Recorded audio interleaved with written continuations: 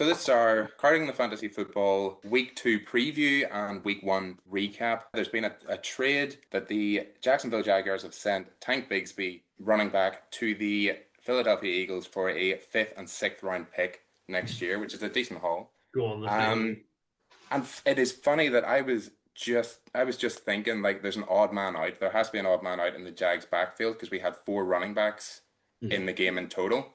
We rotated them quite well. In week 1, LeQuint Allen, who nobody expected to get any touches, got 2 touches and looked really good. Bashal Tutin looked really good between the tackles. And Tank Bigsby, as Adam said, looked terrible. Had 5 carries, averaged 2 yards a carry, and obviously just doesn't fit with the Liam Cohen scheme. What are everybody's thoughts? How does that affect fantasy, What do etc.? you reckon? What do you reckon the Eagles are doing? They're setting themselves up for Saquon Barkley Madden curse injury coming up. Reportedly With Tank not. Bigsby? Like the Who else? early They the got early surgery. the early reports, and this is like what the Eagles have been saying after the trade, is that it's not going to eat into Will Shipley's carries. Hmm. He doesn't usurp AJ Dillon on the depth chart, so they think he's a good kick and punt returner. So that's what he's going to be in to do, Interesting. which Again, is a big step down from last year for Tank. I guess a team like the Eagles, which is so well set up, although they lose 9 of their defensive players last year. Although it doesn't have to do with offense, a big change, but a team that's so well set up already, maybe they're just adding to that. Like maybe they see like a chip in their armor they maybe need, or maybe Thomas is actually right with that. Maybe Madden curse. well, not Madden curse, but like Saquon has got injured in the past, so maybe they're just trying to maybe they got a good price for him, pay pennies to get this guy in and get an injury Fifth happens. and sixth isn't nothing for a guy that might not see significant snaps. Yeah. A 5th and a 6th round picks, decent return for the Jags, and it's not nothing to give up. But Was he a good punt returner? Like, is he we had him on kick return in the first game there, and again he did nothing on kick return. But he was decent last year, not great. I don't know. You were a fan of him at the start of the season, though. I was a you fan of. you would know more, or our uncle would have been a fan of him. You certainly discussed it in fantasy chats last year about Tank. Of Tank. To be honest, like a lot of the discourse over the off season had been, is the odd man out going to be like are the Jags going to trade away Travis Etienne? Was the whole discussion. It was like, is Etienne the odd man out? Has Etienne lost a step? After And week one, you don't. Yeah, think the whole way through, like even in drafts and stuff like that, I was more looking to ETN than I was to Tank. They were going in very similar spots in drafts. So all that's really happened is that we've seen that ETN is actually, if not back to where he was, pretty close to, and he's the number one, undisputed, and Tank is just out the door. So Tank is no longer really a fantasy option, and ETN is massive arrow up, potentially like an RB2 kind of fantasy option the rest of the year. Which is pretty good. That's what you want. You want a running back that's going to have high volume. I have a Tank in one of my leagues on the bench, so hopefully it improves from week one. I had him. I cut him. I dropped him like he was hot. He's gone. I don't think there's any point keeping him if he's on your bench. I'd say he's a drop. He's rostered in about 60% of leagues, and I would say by next week it'll be about 6% if even, he's potentially fourth string on an offense that's pretty much a workhorse kind of offense. So not ideal. I was going to say Jalen Hurts takes a lot of those rushes, so yeah. George Kittle going on IR. Yeah. Oh, who could have predicted that? No one. Nobody would have. Nobody would have predicted that. George Kittle would have gone on IR. So for people not familiar with IR, everybody hears IR and thinks like that's a death knell. That's like you've done for the season. IR at the start of the season, the initial IR spot is 4 weeks. So it means he's going to miss at least the next 4 weeks. And there's thoughts that he might miss up to 6. So you just keep an eye on Kittle. If you have an IR spot in your league, that a lot of fantasy leagues do, stash him on that. If you don't have an IR spot, he's going to be clogging a bench spot, but he's probably worth it. It's a Nathan, judgment call. you have George Kittle, don't you? He dropped him. I threw him in the bin. Wait, did you He's not in just wait for waiver wires now? Like, just like Just straight, flat out. Cut him off, so it just straight brutally dropped him. Matthew, you have George Kittle, right? I've got George Kittle in a couple of leagues, but they've got IR spots, so I'm able to just stash him and wait. You also have McCaffrey. This is why I laughed at you about. I was like, you're taking McCaffrey and Kittle Well, predominantly. don't throw that jinx on McCaffrey. McCaffrey had 31 touches in week 1 and he's not injured. Yeah, his calf held up. He did. He's going to have about Watch 3 every- like- touches week 2 and blow his Yeah, calf. the miracle, the whatever he's got, the sellotape he's got, the electrical tape Just around give his it time. calf. It's like one injury a week for the Niners, so it's like roulette. You're just waiting for it to come around to Whoa, McCaffrey. what do you mean 1 injury a week? They got decimated. They had like 3 injuries week 1. Yeah, so that means But that- the man- That's even worse. Like they're it's gonna- definitely Brock happened. Purdy's Brock Purdy's struggling with a toe injury, a shoulder injury. Like it's not good. No. Just the way this is a fancy NFL chat. How did everybody's fancy leagues go? Oh. Absolute garbage. Two of 8. 2 of 8. 2, 4. Oh, he was 2.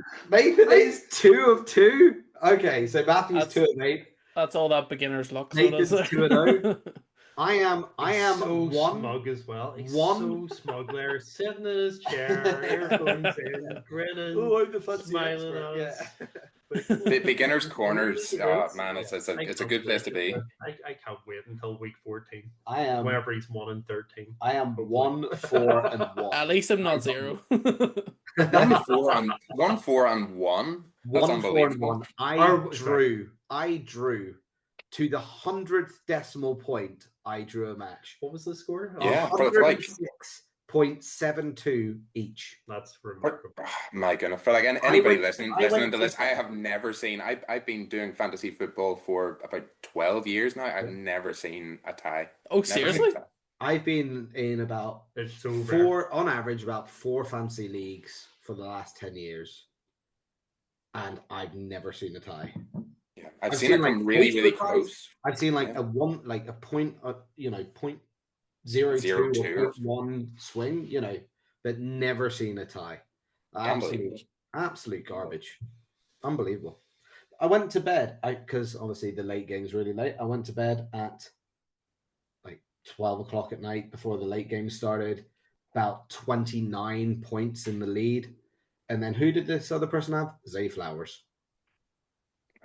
Save He Flowers. absolutely tore it up. So Spoiler: disappointing. I would, he might come up later. In our I leaders. would almost guarantee that Say Flowers didn't hit 29 fantasy points in a single game last season. Oh yeah. He did not. That's a good call. He did not. Wait, hang on, what's your And that will fantasy? come up later. I was 2 for 5. There was a close middle game, and then I got decimated into. Yeah, I think I beat you by 30 points in one. Oh, you're being too kind. It was about 50. But it was not good. Right. Joe Burrow, my prediction of Joe Burrow to tear it up against the Browns did not go well.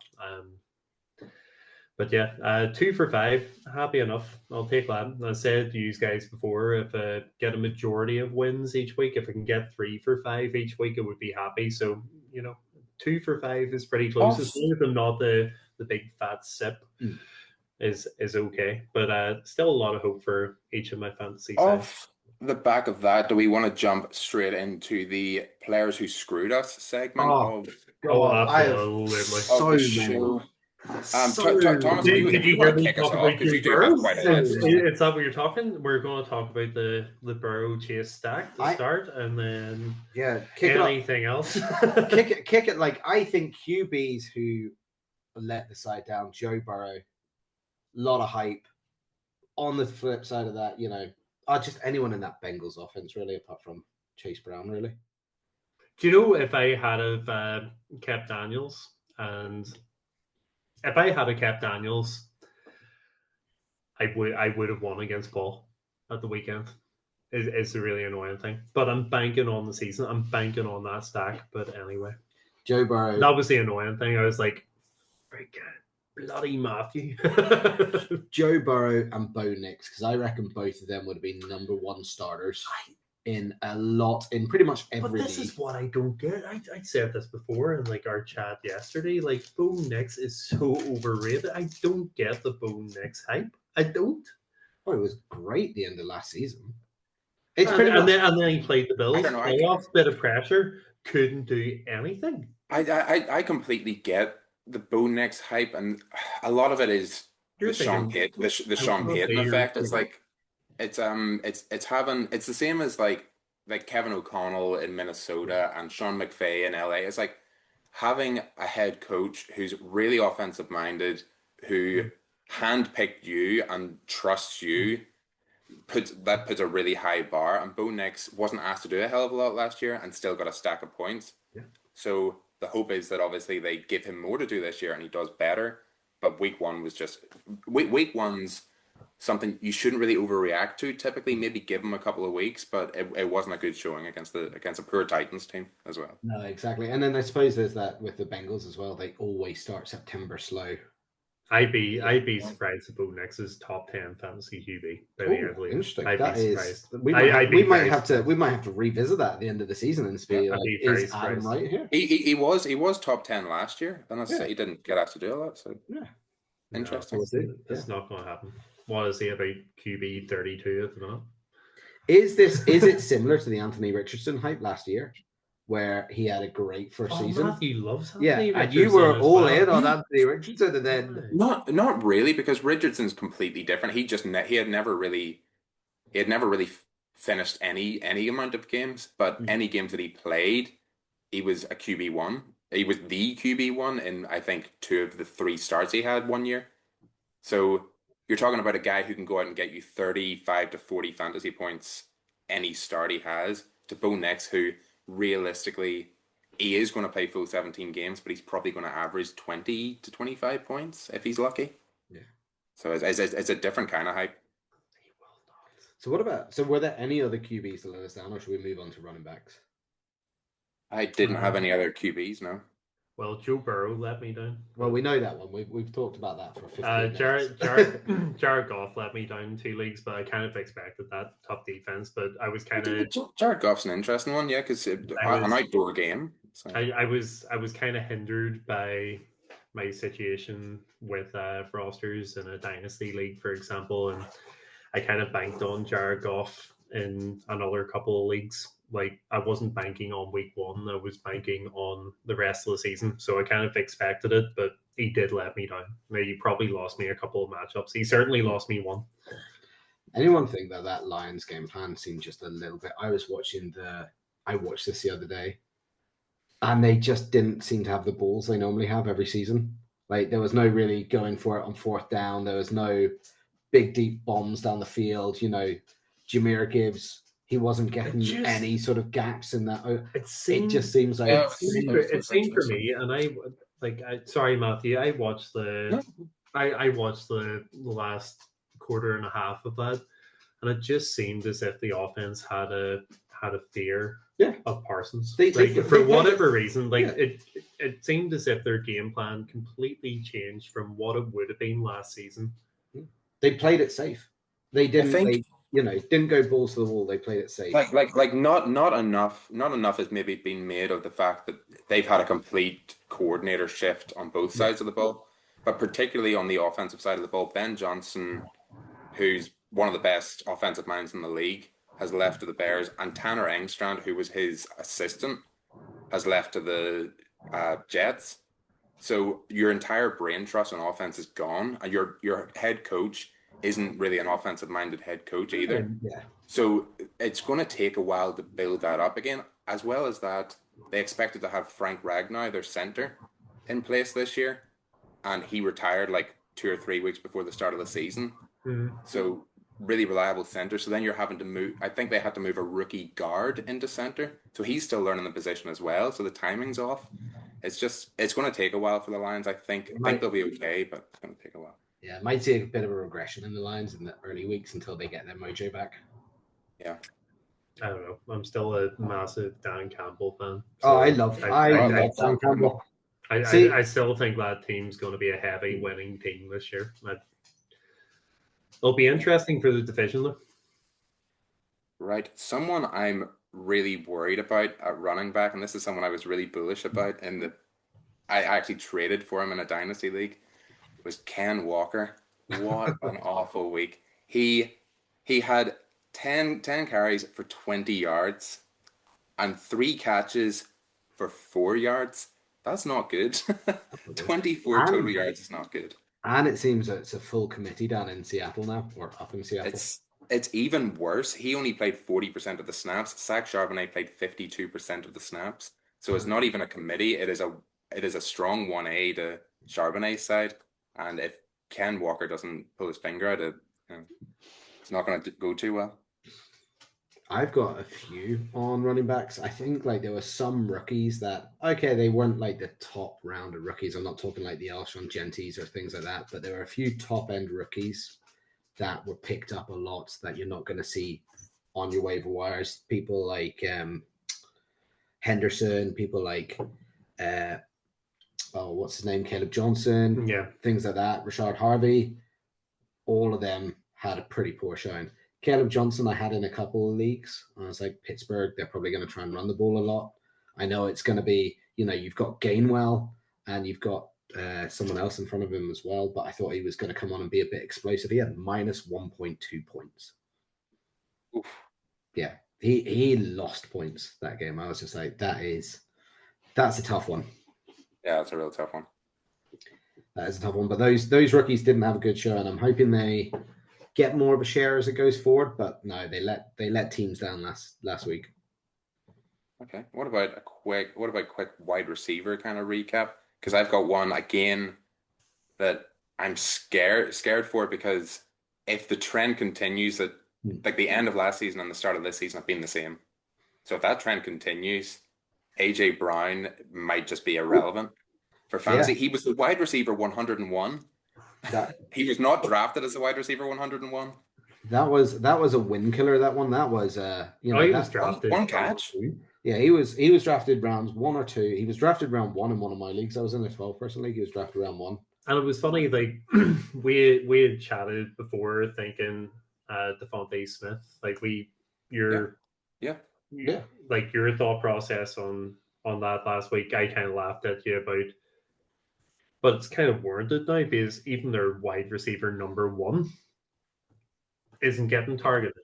Yeah, I mean Devonta Smith at least Devonta Smith had 3 targets. Like AJ Brown had 1.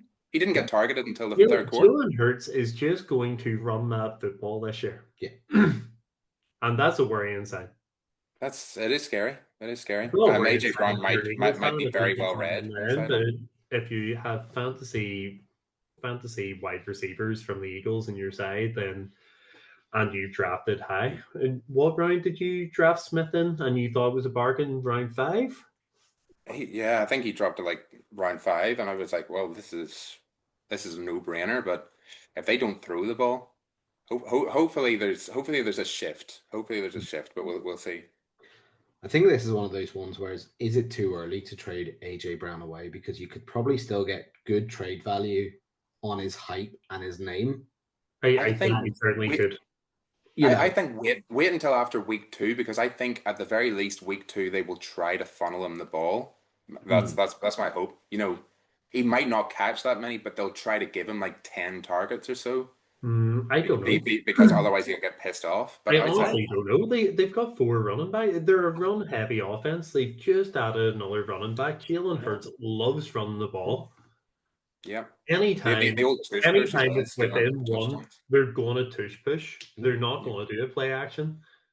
They're not going to do a quick slant or a quick out. Yeah. Like, you're not going to get your point for the reception at any point for this. I suppose like the one kind of like shining light, if you are looking at can these guys be valuable, is 1 target, 1 reception, 3 targets, 3 receptions. So when they're being targeted, they're good targets in space. Yeah. It's just the game plan in week 1 in particular just wasn't to target them. You kind of hope that he's not. You know what? This sounds really bad, but you kind of hope he's not a team player, and he goes full on Stefan Diggs and starts calling coaches. Yeah, you need him to throw the toys out of the pram. I want him to throw the toys out of the pram and say, "Look, you got to give me target share here." You know, like Malik Neighbors the other day, he wasn't happy he wasn't getting targeted on the sideline with Russell. Yeah, Wasn't like you saw that on the video. Poor guy has Russell Wilson thrown down though. Jesus. Yeah, Russell bring on Wilson Jackson 10 Dart, years guys. ago, absolutely. Russell Wilson now, absolutely not.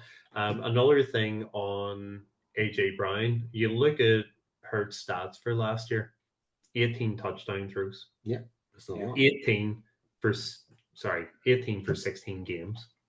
Yeah, that's not very promising. 2,900 yards throwing is not very promising either. And that was on a Super Bowl winning year with 14 wins in the regular season for that Eagles side.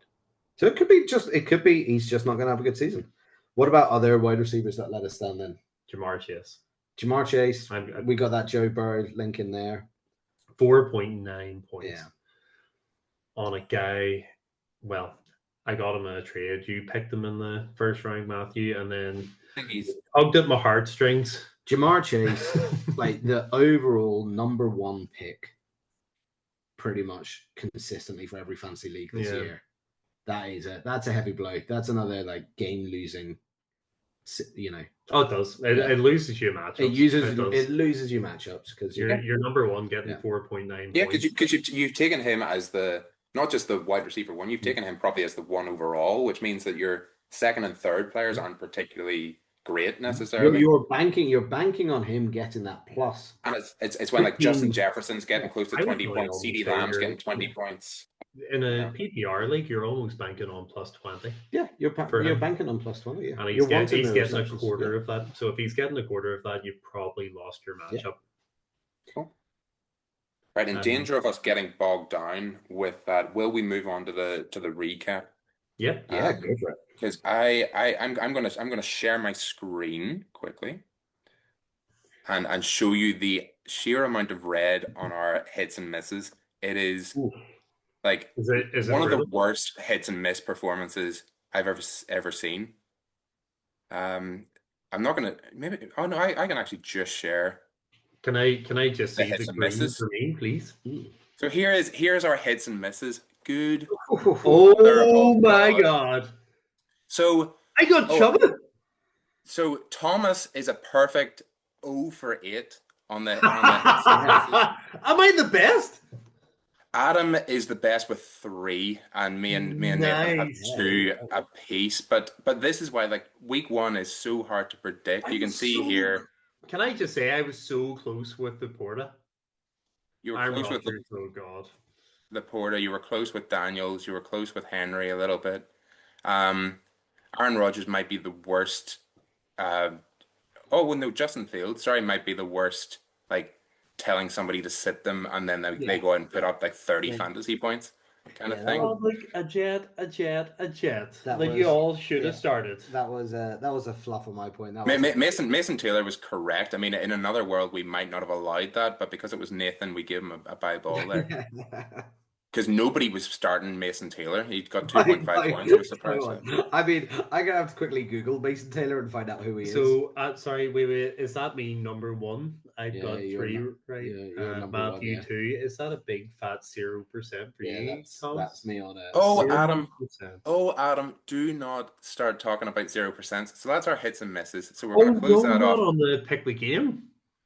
We're gonna go to the game picks. Oh, I picked the Bengals. They won. Adam, you are 1 for 4. Chiefs over the Chargers. You are the worst. Lions over the Packers. Oh man. Number 1, FanDuel was a perfect 4 for 4 in week 1. Oh my goodness. Look at how close 2 of those would have been. The Vikings just about over the Bears, although they were 27-17 at one point, and the Niners over the Seahawks. Oh, yeah. And Matthew, Patriots over the Raiders.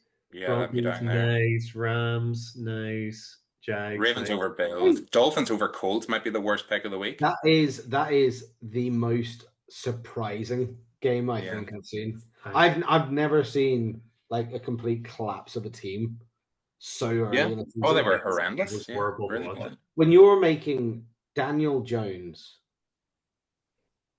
look so good that he's actually getting comparisons When you're to making Peyton Daniel Manning. Jones look like Peyton Manning. Yeah, exactly. He's just, that's a bad team. And for the yes. So for the draft this week, just to kind of key anybody like listening in for the snake draft this week, we're going to go in order of like where we finished here. So number one would be FanDuel. We'll get the first pick. No, surely it should be the person that finishes last. No, it's not. It's not a dynasty league, Adam. Oh, for God's sake! I'm number 2. Thomas is number 3, and Adam is number 4. I was number 4 last week. Because no, you were number 1 last week. Oh, it was. Yeah. You were the first overall pick last week. Based off age. Based off age, if we want to look at a really like strange metric, but there we go. So I'm gonna stop sharing that, but that's just get 2 in a row then. interesting to see. And it worked out really handily that it was 4-3-2-1, so it didn't need to do like tiebreakers or anything. So there you go. Well. I've actually got some good hits or misses this week. Well, Thomas, do you want to kick us off and do your full lot of hits and misses? Give us all your hits and then all your misses. Let's go. Okay. I mean, we've already mentioned this person a few times, but let's go. Travis Etienne, the running back of the Jacksonville Jaguars. He had... Thomas, I just want to make sure that you have 1 QB, 1 running back, 1 wide receiver, and 1 tight end. I have not. As per previously stated parameters. I'm gonna replace my my tight end for defense. Oh, okay, interesting. We'll allow it, will we, Adam? I'll allow it. I'll allow it.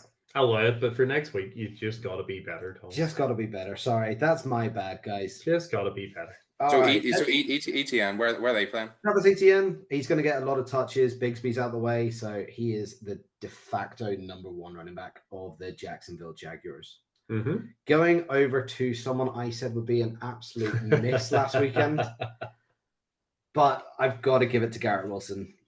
Yeah. He had 43% of the target share with the Jets offense, caused 7 targets for 95 yards, and had sort of 22.5 fancy points. I whiffed on that one. That was my bad, but I do think that offense actually might be pretty good with Jalen, or what's his name? Justin Fields, and going from there. My next wide receiver, and this one was a bit of a dud, but it's all right. Nobody had him anyway. Jerry Jeudy for the Cleveland Browns. Wow. This is going to be interesting because he's against the Ravens this week, and you're thinking, oh, why? That's meant to be a good defense. They sucked against the Bills. Where's Bills? Thomas, where's Jeudy going here? You've got 2 wide receivers now. He's going to go in my kicker position. You don't have a kicker position. No, Jerry Jeudy's gone. He's not on my sheet. Oh, okay. Not Jerry Jeudy then. I mean, I would suggest him anyway, but not. And by the way, can we just discuss saying, oh, the Ravens defense terrible against the Bills? The Bills could potentially be the best team in football. Josh Allen could be the best player in football. Josh Allen done Josh Allen things. That stat I gave you earlier, 772 for 1 now on teams that were down by 15 points and had conceded 40 points by the end of the third quarter. That's a remarkable statistic. That doesn't happen. So the Ravens defense. Yeah, those kind of games are weird. Ravens defense was absolutely porous against the pass. It's not like he's got elite wide receiver where he's threading needles the entire night. They were terrible against the Matthew. You can't just say it's Josh Allen. Josh Allen. Let's move on. That's not the discussion. We'll have it another night. Yeah. Jerry Jeudy's not on the list anyway, so I don't know what you're talking about. But you do agree, Matthew, it's Josh Allen. Jerry Jeudy doesn't exist, right? Moving on. Who's your quarterback? He does agree. I'm going to say quarterback is CJ Stroud. He had a disappointing first week, to say the least. Ooh. But that Bucs defense was very poor against quarterbacks last season. And they're very susceptible to passing play. So looking forward to maybe a big game in week 2 with him. And then going on defense, and this is a defense I was like sort of middle of the pack with, wasn't that good. And then they made that off-season signing of Micah Parsons. If you don't have the Packers defense and you're not playing them, even if they're against good teams, they shut that Lions team down. Whether it's a slow start or the offensive difficulties we previously talked about, they shut the NFC, was it winners? NFC. They led the NFC in the regular season. Yeah, they were the number 1 seed in the NFC last season, and they shut them down. They made us question the whole organization of the Lions. But that Micah Parsons is a danger. And Jahmyr Gibbs, who was a top 4 running back going into the start of the season, 46 yards. Yep. Okay. So, they're my hits. Do you want me to do my misses? Tara. All right. I actually do have a quarterback, running back, wide receiver, and tight end for this one. So, obviously, it was just complete incompetency in the last time I did it. But let's face it, let's go for a miss. It's going to be a really, really obvious miss. Russell Wilson, don't play him. Poor week 1. There's definite uncertainty about that QB. If he starts to have a bad game week 2, they're going to bench him for Jackson Dart. No doubt about it. I would say it might be a few more weeks, but yeah. He cannot have a game like that again. I just don't think he's a good QB anymore. And so I would say bench him. This is one that was quite high up on the fancy draft lists. And again, a rookie that we talked about being disappointing. But let's bench and say he's going to be a miss. Trayvon Henderson for the New England Patriots. There's very little upside going into week 2 on this one. Still a bit of a committee in New England.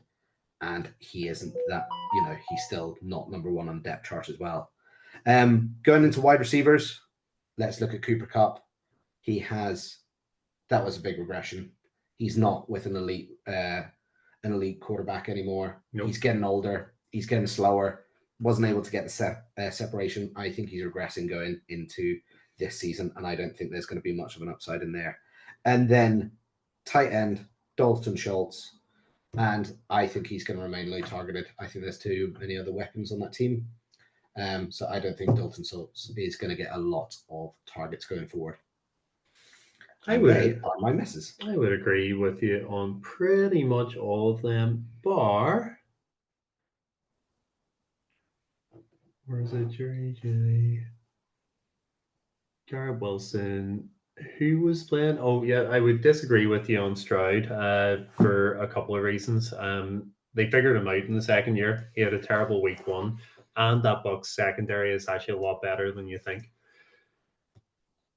I'm going to throw Henderson out there as a bit of a discussion point, because we've just seen the Dolphins defense not defend the run at all in week 1. He did get 11 touches, only 5 carries. He got 6 catches week 1, Henderson. If he gets PPR, that's if he gets 12 touches against the Dolphins, I would back him to go over 10 points, and I don't think he's going to get less than like at least 10 touches. So I don't know. Be interesting. But it will be interesting to see if those all come up actually. But I would definitely disagree on Stroud. I don't think Stroud's gonna. I certainly don't think he's getting over 20 points in fantasy. I wouldn't be surprised if he gets about 7.9 again this week. Cool. Adam, do you have yours written down anywhere, or is it off the top of your head? For hits and misses going in?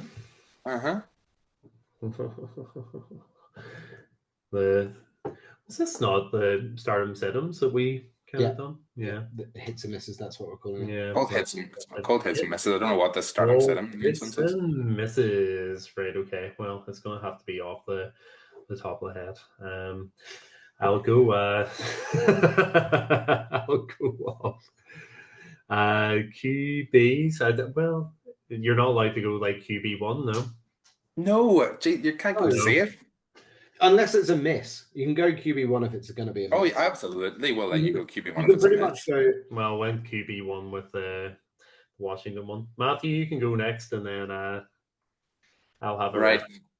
I am going to mine. A lot of mine are just going off gut. feeling, you know?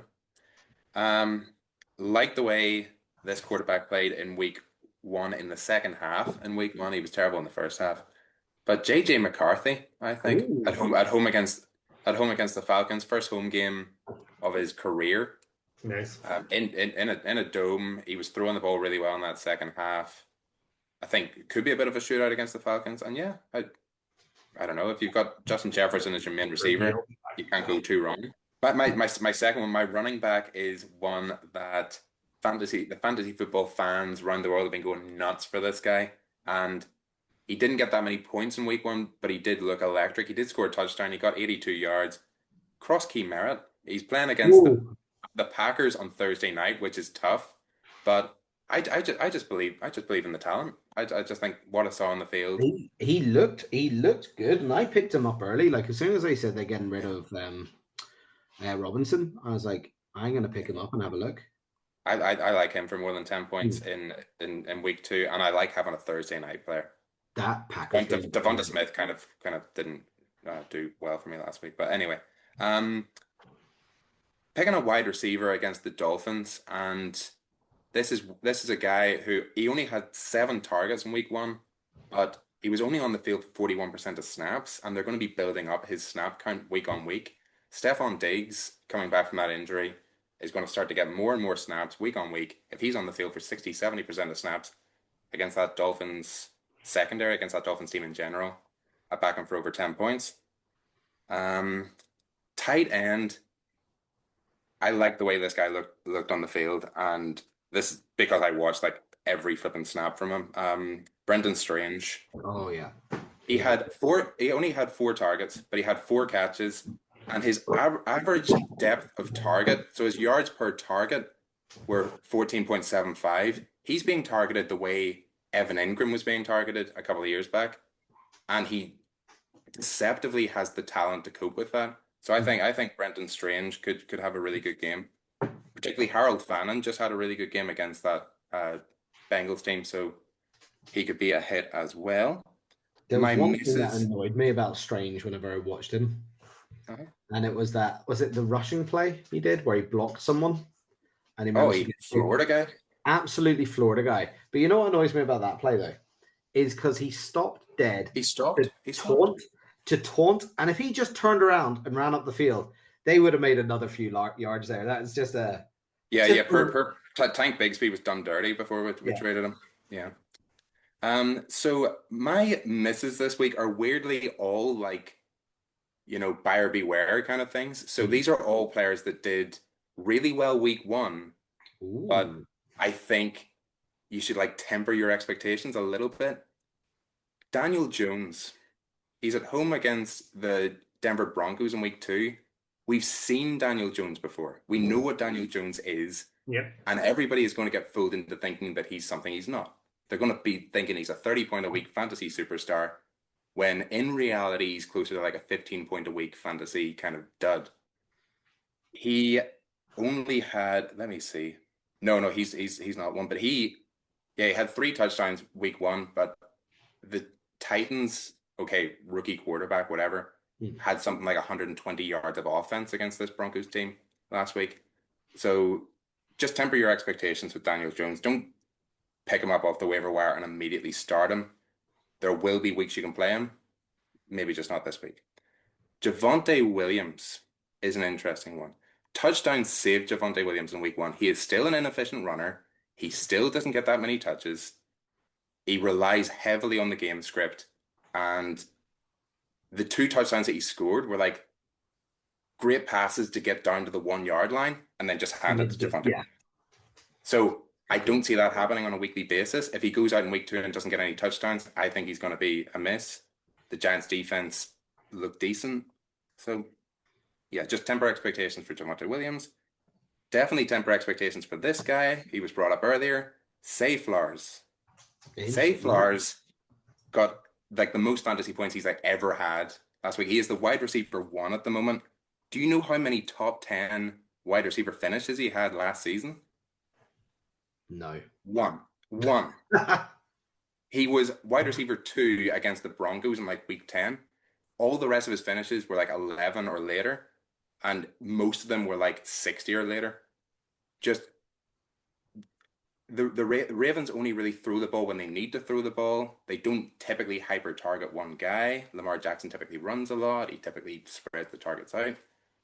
Zay Flowers is another guy who could see a big regression, particularly against a sturdy Browns defense. And Dalton Kincaid is my last miss. Kincaid again. Do you know he's the tight end too at the moment? How many top 10 tight end finishes did he have last season? One. He had one last season. He did. But he was only on the field for 51% of snaps. So he was pretty much on par with Dawson Knox in terms of snaps.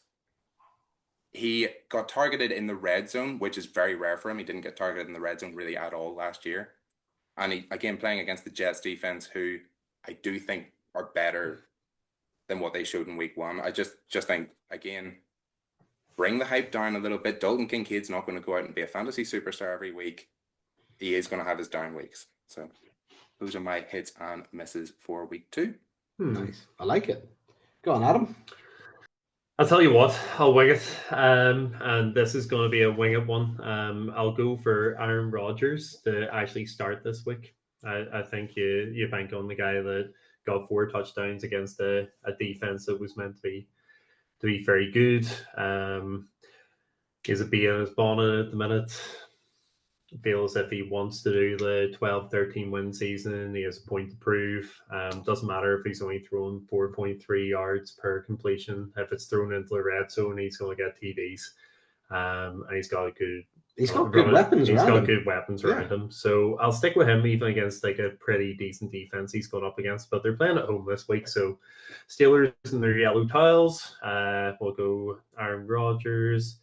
For running backs, I'll probably go ETN against the Bengals. That Bengals defense we had talked about before the season. I know they only gave up 16 points the first week. ETN, what was he, plus 150 yards the first week, Matthew? 156 total yards. 156 total yards against what should be a pretty terrible defense this year. So something's got to give there with that defense.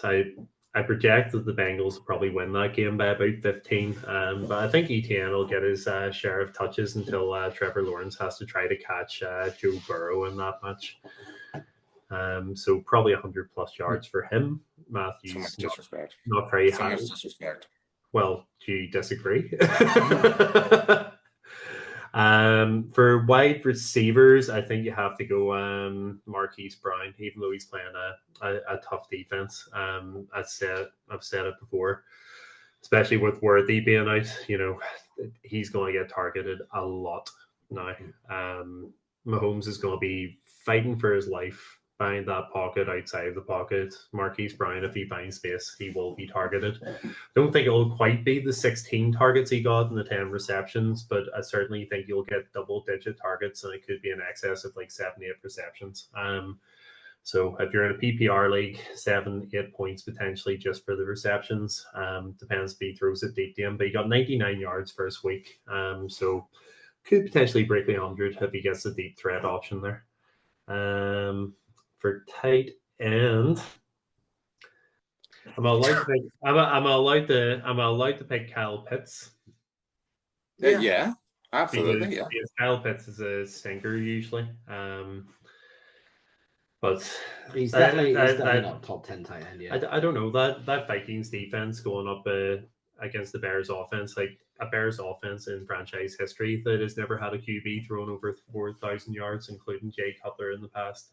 Caleb Williams might be the first person to break it here. But they gave up 24 points to that side, and they gave up 17 in the first 3 quarters. That's my instinct on it.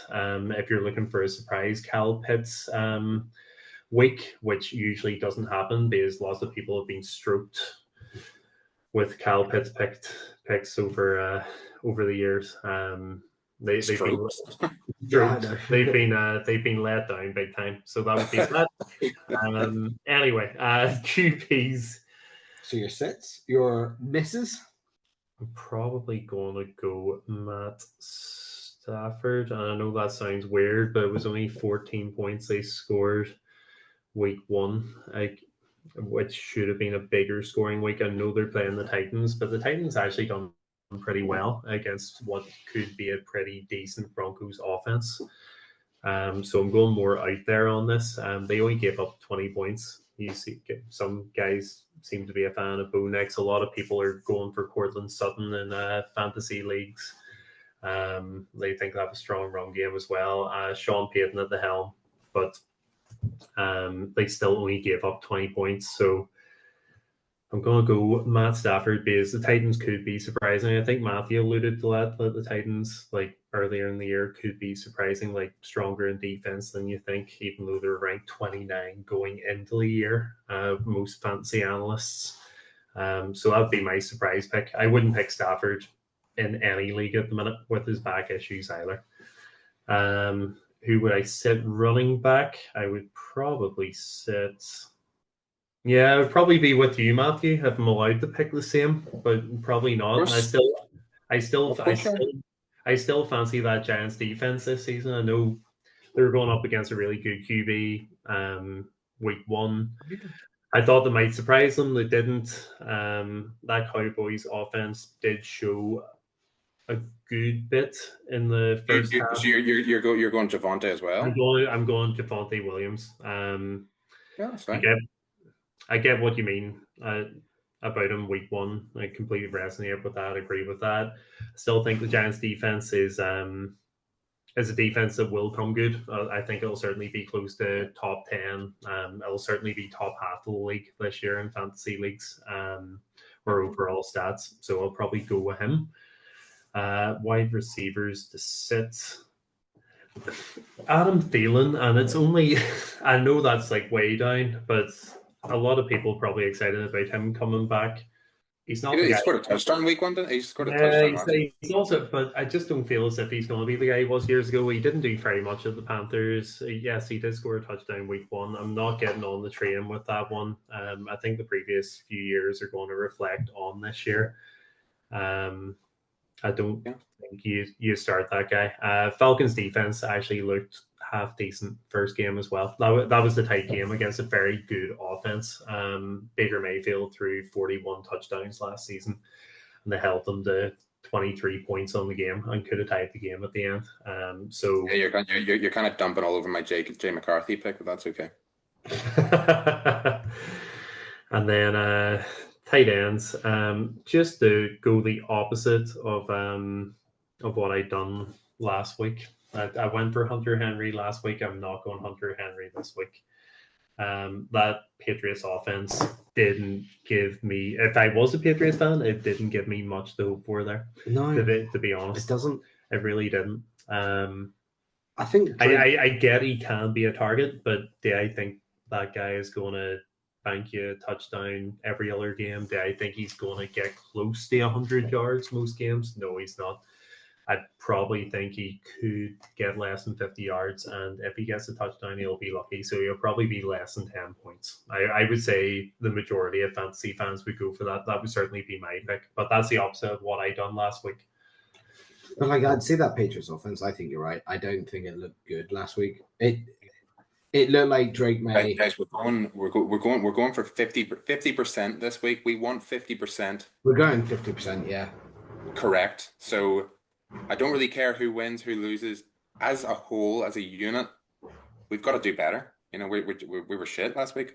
Well, can I just say I was the most successful? If Adam gets more than me after my meticulous research, and he's pulled all this from his ass right now, yeah, gonna be so pissed. That's the way it works. Nathan pulled 2 wins out of his ass last week, so it's just the way it works. Nathan's and am I right in saying, Nathan, you're going to send us your hits and misses later on in the week? Yeah. Oh, I've got homework. Yeah, you've got homework. You just send them in by Thursday night. You know, that's it. Easy. Okay. Just pick my picks. Sorry, I cut you off.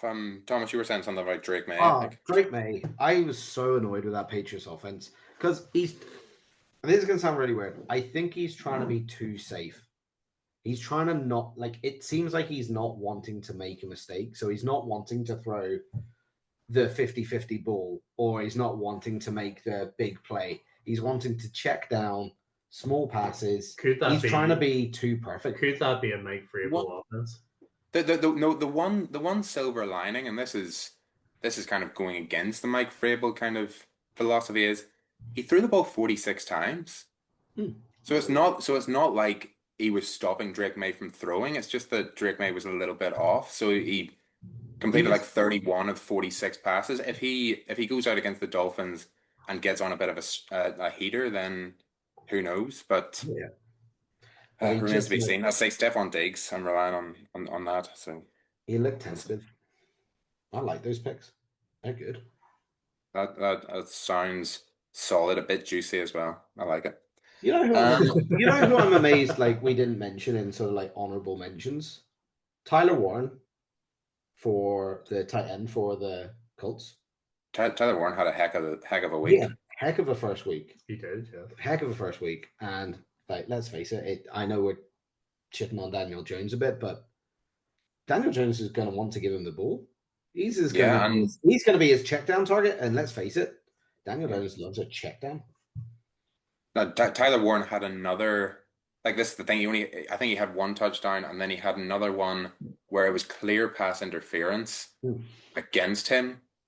Like what the receiver, the defensive back was all over him, and if he hadn't have been interfered with during that, then it would have been a second touchdown. So, if he's being targeted in the red zone, he's being targeted a lot. I was wrong. I'm happy to say I was wrong that he didn't take any time to bet in. He's just straight in. So, but I think he's going to continue that momentum. He might be an honorable mention for it. You're also not happy. You're wrong about that. Surely, because like that's the Colts. Oh no, I don't. Yeah, I don't want to see. I don't want to see the Colts. Don't want to see the Colts do well. But yeah, for all you Tyler Warren fantasy owners, go and eat, go and have a great time. Don't do your victory laps. Forgetting him in like the 9th or 10th round or whatever he was in. Right. Game picks, drafting it up with FanDuel starting. Do you have FanDuel up there, Nathan? Of course I do. Of course you do. What is the first overall pick of the week 2? So this is now the beginner / producer / FanDuel corner. This is FanDuel, yeah. This is it. It's like, has anybody seen Community where the kid enrolls in the school who's just sponsored by Subway, so he's just called Subway? Yeah, you're Subway. You've lost rights to your name. You are FanDuel. Well, okay. Let's go Ravens for first against the Browns. It's a good call. Yeah, it's the highest bet to have, or like the, what do you call it? Highest over under. Yeah. That there. Yeah. Let's face it. The Ravens put up 40-odd points against what's going to be the top team in the. No, just 40, not 40 odd. Just 40. 40 on the nose. Just 40 on the nose against what's meant to be, and will probably be the top team in the AFC. Yeah. And that Browns is probably going to be a bottom team in the AFC. So weirdly, I think I have the second overall pick with my 3 correct. Of course he does. And I haven't really given it a hell of a lot of thought. So this is interesting. Did anybody double check Matthew's picks? You're in my world now, sir.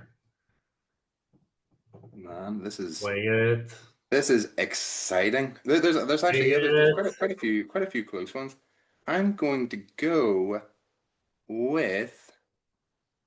I'm gonna go with the Rams to back it up. I'm just gonna pick on the Titans. So the Rams at the Titans. I'm gonna go with the Rams. Solid. Interesting. I would agree.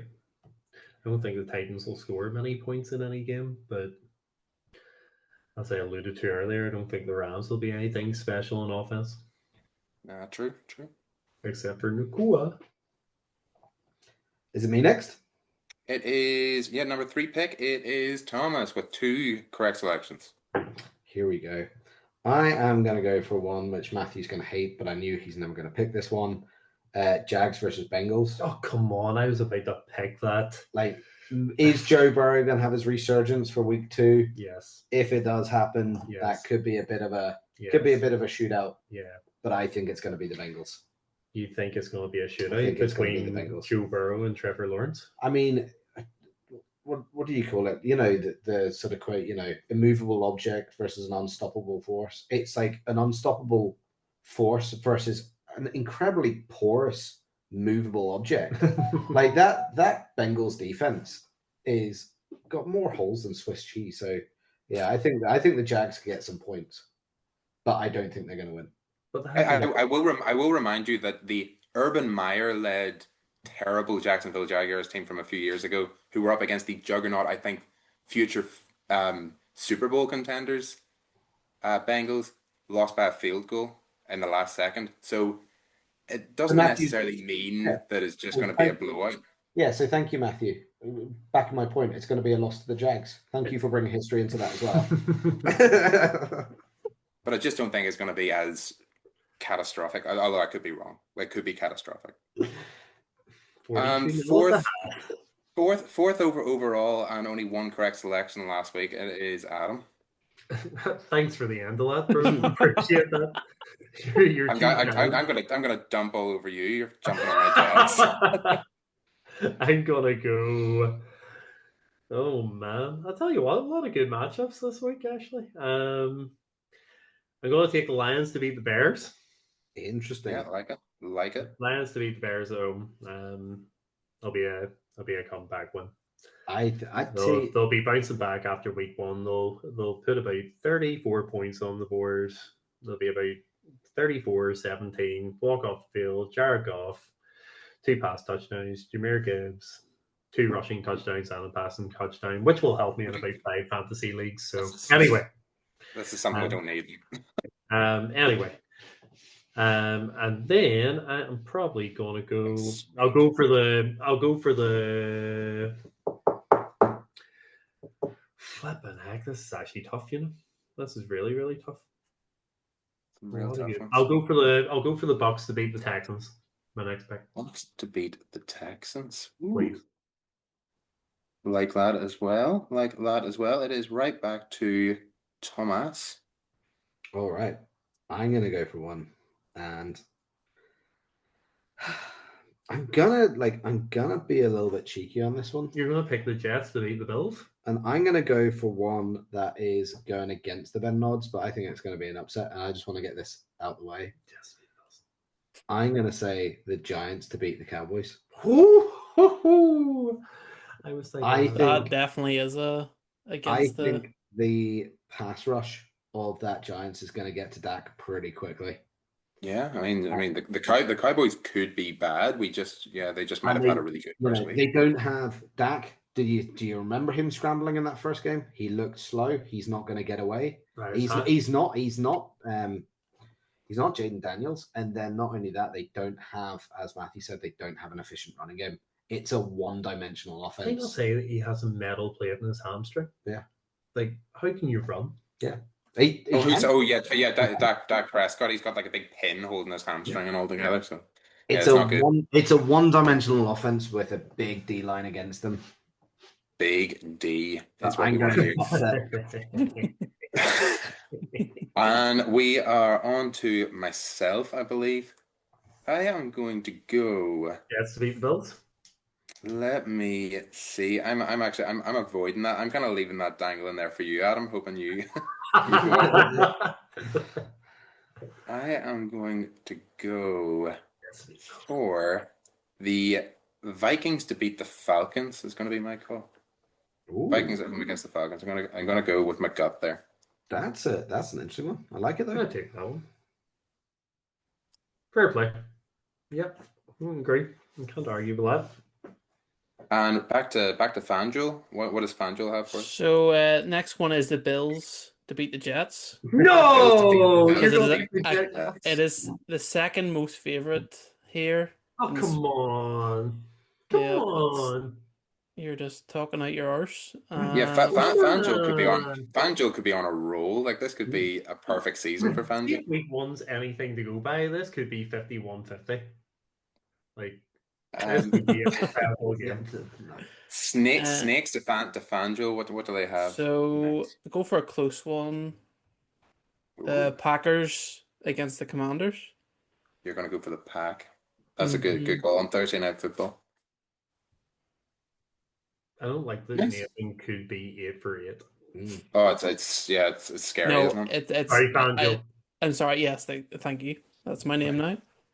Sorry, Fangio could be 8-4-8. fans their name Jewel. I am going to go for.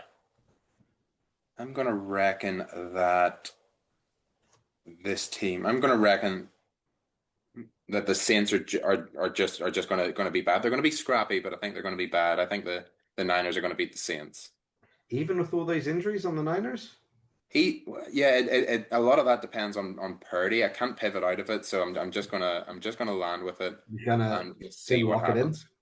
I'm gonna lock it in. We'll see what happens. No pivots. No pivots. These are final. All right. I'm going to go. My turn next. I am going to go with Eagles versus Chiefs.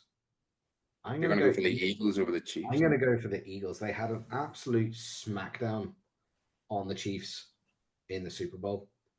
And okay, their defense has got a little worse. But that Chiefs hasn't got any better. No, they have not. So I think it's going to be an interesting game. Although Carter being out, it's going to be an interesting one. He's going to have more time. Is he out? I thought he was Is he suspended for a suspended? game. Is he suspended? I'm not sure what way it works. I'm not sure what way it works because he technically missed a game. So I'm not sure just where they start the suspension from. Because sometimes they'll start it like if you get sent off in the first half, you'll miss the second half of the game and then the first half of the next. But I don't know. I'll need to look into it. First play of the game before That is first such play. a stupid way of doing things. Just do it like normal football. If you get sent off, you miss 3 games. Like, But also like there was a whole like disciplinary thing, so I don't know whether they actually enforced the Well, suspension or not. well, he spat on a guy, so like let's just get him suspended and just that be the end of it. Like the NFL be stupid doing anything else. But no, the Eagles Chiefs is an interesting one because I'm genuinely not sure. I think the Chiefs might bounce back. I mean, this is a team that won like how many games last year? How many games did the Chiefs win last year? Yeah, but how many 15. one? But you can't keep winning 1-score games. You can. You can't absolutely keep winning Well, on close margins. They're 0 for 1 on a 1-score game this year, so maybe they can't. No, true. But yeah, it's just going to be interesting because the Chiefs tend to work it out. Yeah, Adam, you have the double pick here. You have the double dip at the turn. Oh, double dip. I am going to go. Just trying to think what's left. Steelers being picked. Did I pick them? No, Steelers has not been I'll picked. I'll take the Steelers at home to the Seahawks, please. Yeah, like it. And I know I could be going perfect 4-0 this week. Unlikely, but Could be. see. And I will go for. I don't want to touch that Chargers Raiders game. Probably go Cardinals to beat the Panthers, please. Cardinals Panthers is an interesting one as well. I think that'll be quite a tight game. I don't think it's going to be that tight. I think the Cardinals have decent offense. Kyler Murray is so mobile, and that Panthers team is just terrible. Panthers team done Terrible. better in the stretch last year than you thought. And the Jags did actually play pretty well the first half to put that game to bed almost. So credit where credit is due. You could be closer than you. Right. Who am I gonna go with? Am I again just gonna like pick on my division? I think I am because I'm a Broncos believer this year. I'm gonna go Broncos at Colts. I'm gonna go for the Broncos to win that one. Yep.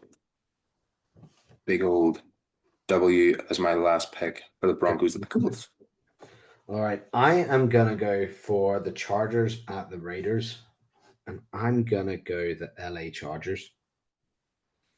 Good call. That team is a heavy pass offense, and they've got good wide receivers. Keenan Allen back. They've got Lad McConkey. They've got Quentin Johnson, who's fixed his catching issues as well. Good defense as well. Good defense, and they've got a young running back. I think this is going to be a high-powered offense. I think Justin Herbert could finish QB1 this year. I honestly reckon, guys, we could be 16 for 16 this week. Just saying. I reckon FanDuel could be 8 for 8 after week 2 because he might have a layup here. What's your selection in the Patriots Dolphins game, Mr. FanDuel? Patriots and Dolphins. It's looking like a Dolphins win to me. What is the over under actually? Is it actually Sorry. I meant 15 out of 16. Yeah. Is it a point and a half? Is it giving the Dolphins a point and a half? Point and a half, yeah. I actually had the Dolphins circled because Tua has never lost to the Patriots, if I'm right in saying. I don't think he's ever lost to the Patriots. And he won't now. First, or maybe it's he's never lost to the Patriots at home. But there's a weird stat in there about Tua. Tua's really good against the Patriots. That'll be interesting. There you go. We got our picks for the season. Got our picks for week 2. So without further ado, I think we'll just sign off with that, guys. That is our week 2 preview. That is our week 1 recap. In a good bit over an hour, but yeah, good show, guys, and see you next week. See you next week. Ya.